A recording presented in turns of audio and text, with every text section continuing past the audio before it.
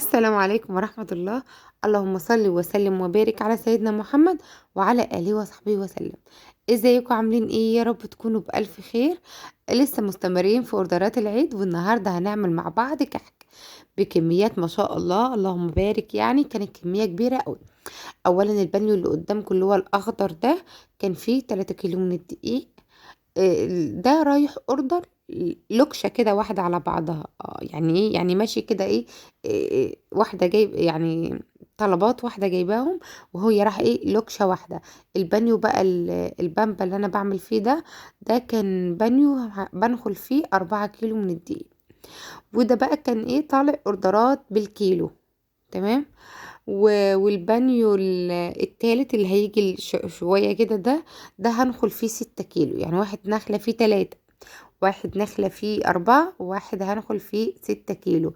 وال6 كيلو اللي معمولين في الآخر ده بقى معمولين بسمنة بلدي. ده طلبه كده سمنة بلدي.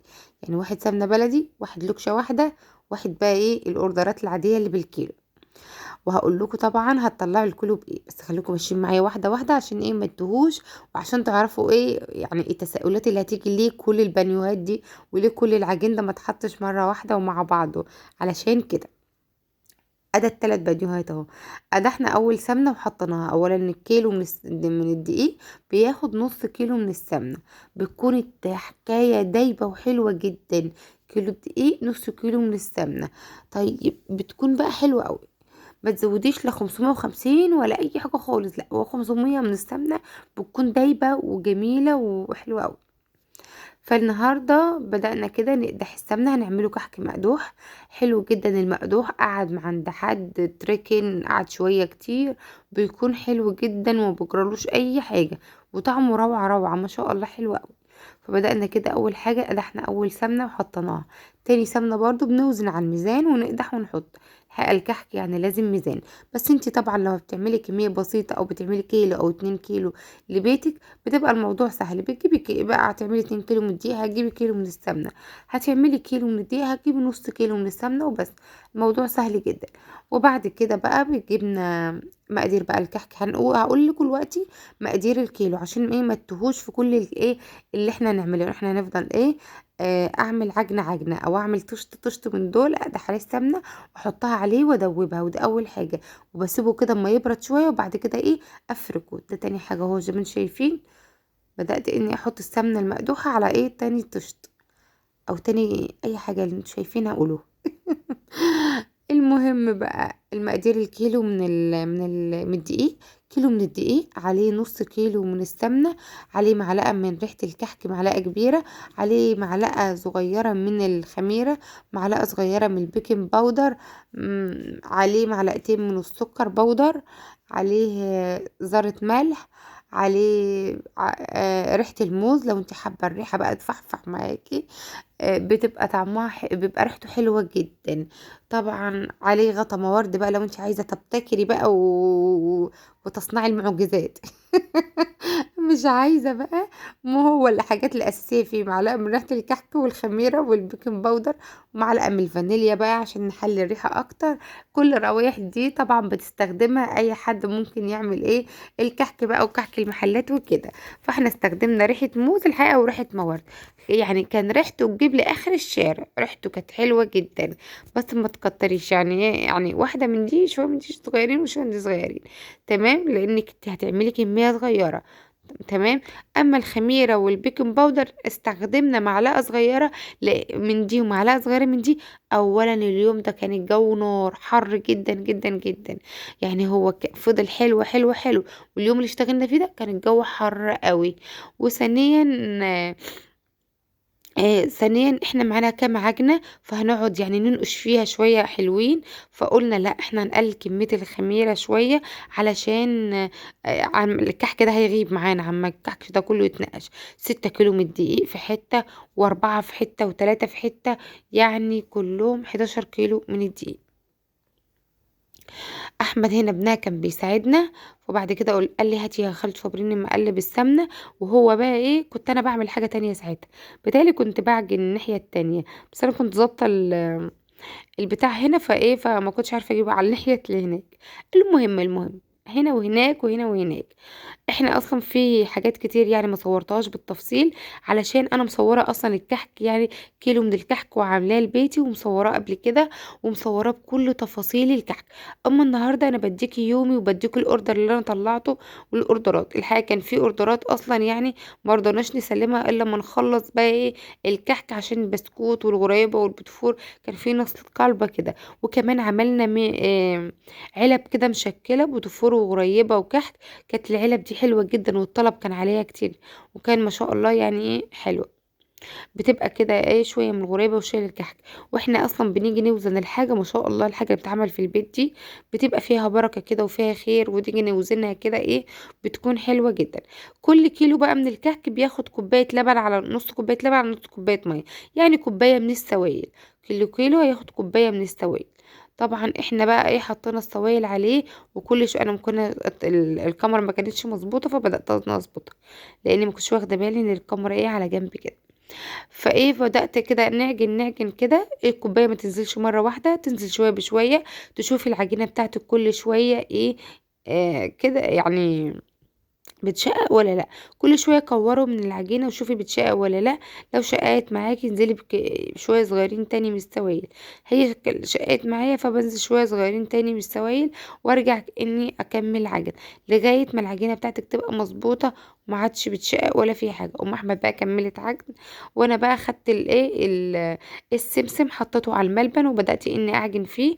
نحط معلقتين 3 كده برضه من السمنة، وبدأت إني نعجنه بالشكل ده. عجننا بقى الملبن وخليناه حلو جدًا، وهنخرج بقى برّه نكوّر الorder بتاعنا. اليوم ده يا بنات إحنا طوّلنا كتير جدًا، جدًا، جدًا، وخدنا وقت كتير لغاية ما ناقشنا الكمية دي كلّها. على الأقل كده خدنا 5 ساعات عما ناقشنا الكمية دي.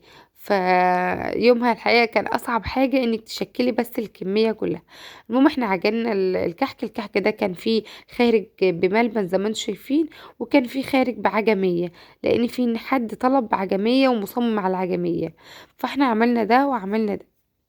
كده كنا حد بيكور الملبن، كانت سلفتي التالتة قاعدة معانا، ونزلنا كمان لحماتي عملت معانا.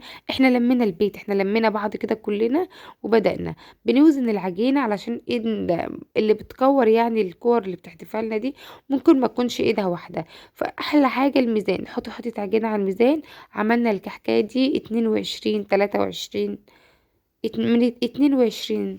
فبتكون كحكاية صغيرة الحقيقة كان حجمها حلو جدًا، وفي الآخر برضه أمّا زادت شوية كان حلو أوي. للناس بقى اللي تبع حد يقول لي أحط الملبن قد إيه، حجم الفكرة الملبن اللي كان بيتعمل في الأول ده نقصناه كمان شوية، يعني دي طلعت كبيرة كده وبعدين بدأنا إن ننقصها وناخد من الملبن حتة كده، وأسيب الحتة التانية علشان تكون على قد الكحكاية. لإن الكحكاية زي ما أنتم شايفين كانت صغيرة، كانت 22 جرام، والملبن ده تعملوه حوالي من 5 ل7 جرام كده بيكون حلو. ده ملبن بالسمسم بس، يعني معجون فيه سمسم وبس. بعد كده بقى هنفضل نعمل كده وننقش في الصيجان. النهارده بقى مش هنسوي في البيت، الكمية كبيرة فمش هنقدر نسويها في البيت. الحقيقة الصواني بتاعتنا والفران بتاعتنا صغيرة، يعني كل كيلو من الكحك بيدخل في صينيتين. الصينية بتقعد على الأقل 35 دقيقة أو 40 دقيقة، فبتاخد وقت كبير قوي. فاحنا عما كنا نعمل الكمية دي في الفرن اللي في البيت كنا هناخد وقت كتير جدا، وكنا هنفضل طول النهار قاعدين قدام النار، فالموضوع كان هيبقى صعب قوي. لكن إحنا قُلنا هنروح طابون يعني اسمها إيه؟ هي اسمها طابونة. طابونة بيتهيأ لي اسمها طابونة، أو فرن بتاع الكحك، فرن خلّيكم بقى عشان ما فيش حد يعرف طابونة يعني إيه أصلًا من برّه مصر، أو يمكن من مصر ما تعرفوش يعني إيه. فخلّينا نقول المسمى اللي هو فرن بتاع الكحك. فإحنا خدنا الصيجان دي ورُحنا فرن للكحك. بعتنا جبنا الصيجان، ابن أم أحمد جابهم لنا، والعيال حوّلت الصيجان واحد، واحد، واحد، واحد. الفرن ده يبعد عننا مش كتير، حوالي كده شارع كده كبير وبس. آآ فهو جنبنا مش بعيد. بس بقى كانت شيلة الصيجان، كنت باقول لأم أحمد إحنا عايزين نعملها فيلم سينمائي. ام احمد شالت 3 سيجان ومشت، وانا شلت 3 سيجان ومشت وراها. والحقيقه ودينا السيجان كده. انا الحقيقه خدت دور واحد وقلت الحقوني. ما عدتش قادره. ما بقدرش ارفع ايدي لفوق كده وانا شايله حاجه، وما بعرفش اشتري حاجه اصلا على دماغي خالص، وما بعرفش نهائي. فايه قلت لهم لا، قلت لا ما عدتش قادره. وبعد كده الحقيقة المغرب ادن علينا، فضلنا قاعدين لغاية ما المغرب ادن. طبعا زي ما قلت لكم الفرن جنبنا، روحنا فطرنا كده كده في البيت، ورجعنا تاني بالبانيوهات ملانيها بقى بالكحك، ورجعنا ظبطنا الاوردرات بتاعتنا وظبطنا كل حل. كل سنة وانتم طيبين، يا رب فرحكم يا رب وفرح الجميع. عيد مبارك بإذن الله عليكم. كنت في الفيديو اللي فات بقول لكم بيكلموني في لمحة، كم حد سأل فين لمحة. انا بس يعني المغزى اللي انا اقول لكم كلموني في لمحة او كده، ان احنا بس نتواصل مع بعض، ان احنا يكون في تواصل. على فكرة في ناس كتير بتكلمني، بتشتغل كمان في الاوردرات وكده وبتكلمني، وانا بفرح جدا بكلامهم. وفي ناس كمان بتبعت لي تطبيقاتها وبتبعت لي صورها، وفي ناس عملت كيكات من شغلي يعني، وقالت لي انا عملت دي زيك وعملت دي زيك وعملت طريقتك في كذا. وناس عملت القطايف وكتبت لي وقالت لي دي جميله. وناس عملت القطايف وورتني نتيجتها اللي احنا نزلنا طرقاتها معاكم. فانا بفرح بس كده. فانت لو حابين تتواصلوا معايا برضو، لو حابين تاخدوا رأيي في حاجة، او حابين انا حتى اخد رأيكم في حاجة، فممكن عادي نتواصل مع على لمحة. فايه كلموني. لمحة دي بتكون تدخلي على القناة تلاقي كلمة الفيديوهات فوق، والمنتدى ولمحة والحاجات دي كلها، فكل ده بايه بيكون موجود على القناة. فانت تدخلي على القناة الأساسية وشوفي، هتلاقي لمحة موجود فيها رقم التواصل على الواتس. تمام. ده الكحك بتاعنا ودي النتيجة بتاعتها. طبعا زي ما قلت لكم كنا نظبط الاوردرات ونظبط بقى الحاجات وكيسناها في العلب عشان تروح لاصحابها. الحق احنا نسكت؟ لا مش ساكتة بقى. الحق اليوم ده الكحك كان خلص، بس ده تاني يوم. تاني يوم بقى كانت طلب مني اوردر قرص طرية، وكان اصلا محجوز اصلا مع شغل العيد كمان. فانا بدأت اني اعمله. كان مطلوب مني 5 كيلو قرص. ما جبتش الطريقة معاك ولا جبت اي حاجة. الحقيقة مبهدلة والشقة مبهدلة، كل حاجة مبهدلة. يعني انا اصعب عليكم تيجي تساعدوني لو شفتوا الموضوع. والشقة يعني انا اي حد بيقول انت خلصت اقول له تعالى ساعدني. حتى كل ما اختي تقول لي انت خلصت اقول لها ما تيجي تساعديني، ما تيجي تعملي معايا اي حاجه. الموضوع عندي صعب قوي. يلا ربنا يعيني لسه لي كده كام يوم بقى من التعب. بس دي نتيجه القرص كده، وريتها لكم كده في الاخر ان انا عملت القرص الطريه الجميله دي، كانت حلوه قوي ما شاء الله، وكانت ريحتها جميله. وعملتها معاكم كتير قبل كده.